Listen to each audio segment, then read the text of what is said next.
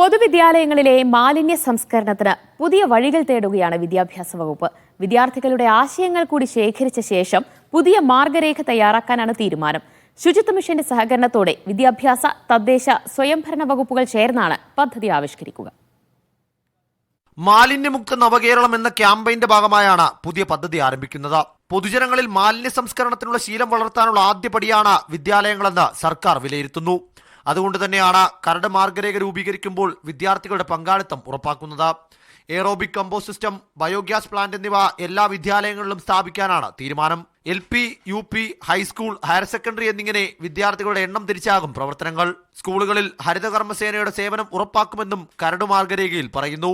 ഇതിനുള്ള വിലയിരുത്തൽ സംവിധാനങ്ങൾ വികസിപ്പിക്കുന്ന പ്രവർത്തനങ്ങൾക്ക് ശുചിത്വ മിഷൻ തുടക്കം കുറിച്ചു. കുട്ടികളെ അവർ തെറ്റായ ഒരു ശീലം പഠിക്കുന്നതിന് മുമ്പ് തന്നെ അവർക്ക് കൃത്യമായ നല്ല ഒരു ശീലം അവരിലേക്ക് പകർന്നു കൊടുക്കുക എന്നുള്ളതാണ്. പേരൻസ്, അതേപോലെ അവരുടെ സിബ്ലിങ്സ്, അങ്ങനെ വരുമ്പോൾ കുറഞ്ഞ 4 പേരിലേക്ക് നമ്മൾക്ക് ഒരു കുട്ടിയെ അഡ്രസ്സ് ചെയ്ത ആ ഒരു സന്ദേശം 4 പേരിലേക്ക് എത്തിക്കാനായിട്ട് കഴിയുമെന്നുള്ളൊരു വിശ്വാസത്തിൽ ഒരു വർഷത്തിനകത്ത് വലിയ മാറ്റം സ്കൂളുകളിലുണ്ടാകും. തെരഞ്ഞെടുക്കപ്പെട്ട വിദ്യാർത്ഥികൾ, അധ്യാപകർ, വിദ്യാഭ്യാസ വകുപ്പിലെ ഉദ്യോഗസ്ഥർ എന്നിവരും ശുചിത്വ മിഷൻ, ക്ലീൻ കേരള കമ്പനി അധികൃതരും പങ്കെടുത്ത യോഗത്തിലാണ് കരട് തയ്യാറാക്കിയത്.